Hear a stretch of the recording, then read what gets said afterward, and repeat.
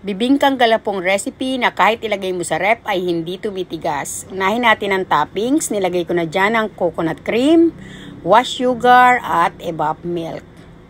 At ngayon hahaluin natin yan hanggang sa lumapot at kumunat. Hahaluin po natin yan. Medium fire po ang kailangan natin sa ating pang-topping sa ating bibingkang galapong.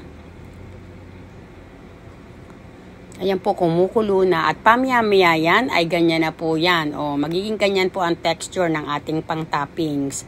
At ngayon po, gawin na po natin ang ating mixture ng bibingkang galapong. Half kilo na white sugar at half kilo na rice flour.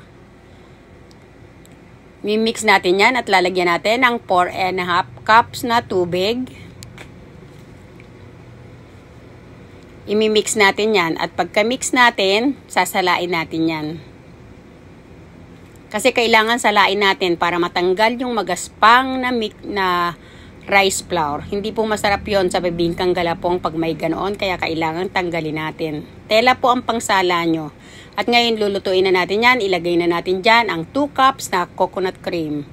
1 can na 360 ml na evap milk.